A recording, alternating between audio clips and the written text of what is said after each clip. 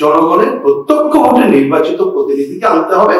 সেইটা আনার পরে এক ভোটে হয়তো কিছু হবে না, তাহলে আমরা ওই গণতন্ত্রের ধারাবাহিকতায় স্বচ্ছতা, জবাবদিহিতা, জনগণের অংশগ্রহণ, প্রশাসনিক বিকেন্দ্রীকরণের এই ধারার মধ্য দিয়ে যদি যেতে পারি হয়তো বা কিছুটা আগাবে।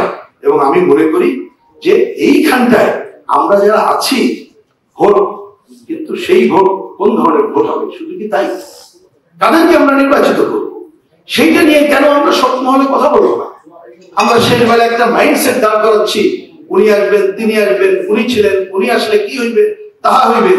কিন্তু কেন আমি যাদের অংশীদারের এই বাংলাদেশ, যাদের অংশীদারে এই গড়ে উঠছে, সেই কৃষক, সেই শ্রমজীবী মানুষ, আমার সেই ক্ষুদ্র শিল্পের শ্রমিক আর শ্রমজীবী মানুষ, তাদের হিস্সা কিভাবে প্রতিষ্ঠিত হবে সেইটার জন্য শুধু কি ওই শ্রমজীবী মানুষ করবে না আমরা সবাই মিলে এই কার্যক্রমে অংশ নেব? আমার মনে হয় এটাই হচ্ছে প্রধান প্রশ্ন। এই প্রশ্নের উত্তর আমাদের সবাই যদি নিজেরা নিজেদের জায়গা থেকে দায়িত্বশীল আচরণ করতে পারি, তাহলে অবশ্যই মুক্তিযুদ্ধের মধ্য দিয়ে অর্জিত বাংলাদেশ, আমরা অনেক কিছু করতে পারিনি, কিন্তু মুক্তিযুদ্ধের সেই চেতনা এবং আকাঙ্ক্ষা তো অবশ্যই আছে। কেউ তার অপব্যবহার করতে পারে, কিন্তু মুক্তিযুদ্ধকে নাকচ হয়ে যায় না।